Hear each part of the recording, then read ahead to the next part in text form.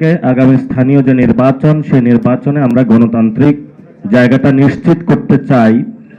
তো নিশ্চিত করার জায়গাটা আমরা হোঁচট খেয়েছি। আপনারা জানেন যে বিএনপির যে নির্বাচনী একটা টিম ছিল বা কমিটি ছিল, সেখানে একজন শামসুল আলম নামে একজন ব্যক্তি ছিলেন। উনি রিটায়ারমেন্টে গিয়েছেন, ওই কমিটিতে বিএনপিতে যোগ দিয়েছেন, কাজ করেছেন। সরকার তাকে অতিরিক্ত সচিব পদে আবার নির্বাচন কমিশনে নিয়োগ দিয়েছে। নির্বাচন কমিশন একটি সাংবিধানিক প্রতিষ্ঠান, এটাতে নিরপেক্ষতা বজায় রাখতে হয়। সরকার যে নগ্নভাবে নিয়োগটা দিয়েছে, এইভাবে নিয়োগ হলে হাসিনার আমলও হয় নাই। এবং সরকার চিন্তা করছে যে 3 বছর পরে অথবা 5 ইয়ার্স পরে যে ইলেকশনটা হবে, সেই ইলেকশনের জন্য তাকে প্রস্তুত করা হচ্ছে। উনি ওই সময় যাতে সচিব থেকে একটা নগ্ন হস্তক্ষেপের মাধ্যমে আরেকটা হলো আমি দাবি নির্বাচন করতে পারে। ফলত গত 17 বছর তারা যে গণতন্ত্রের কথাটা মুখে উচ্চারণ করেছে, এটা একটা ভুয়া জিনিস ছিল। তারা বাংলাদেশে গণতন্ত্র চায় না, তারা একনায়কতন্ত্র চায় এবং একটা ফেসিবাদী কাঠামোর মধ্যে থাকতে চায়। দ্বিতীয়ত যে বিষয়টা আমরা এই সংসদে শুরুতেই বলেছিলাম চুপ্পুকে বাদ দেওয়ার জন্য, কিন্তু তারা দেয়নি। 5 মাস পরে এখন কথা হচ্ছে, তাহলে তারা চিন্তা করছে নেক্সট যে ইলেকশনটা হবে, সেই ইলেকশনের জায়গায় নির্বাচন কমিশনে যাদের নিয়োগ মেলা বিধান অনুযায়ী সেখানে রাষ্ট্রপতির জায়গাটা থাকে। আবার যদি আমরা আমাদের জুলাই সনদ বাস্তবায়ন হয়, সেখানেও রাষ্ট্রপতির হলে ভোটিং পাওয়ার আছে। ফলত নিজেদের ভোটিং পাওয়ারটা নিশ্চিত করার জন্য একজন দলীয় রাষ্ট্রপতিকে তারা বিবেচনা করছে। রাষ্ট্রপতির ভবন বা রাষ্ট্রপতি বাংলাদেশে দলীয় হওয়া উচিত না।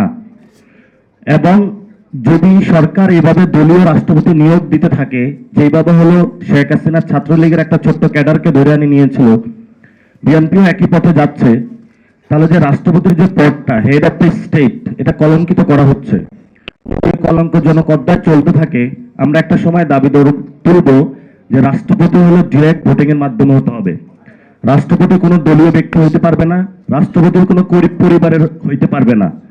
আপনার সংবিধান যে সিস্টেম, সেটা অনুযায়ী রাষ্ট্রপতি নিয়োগটা পার্লামেন্টে যারা আছেন তারা নিয়োগ করবেন, কিন্তু রাষ্ট্রপতি হলো প্রধানমন্ত্রী পরামর্শ নিয়ে চলবেন।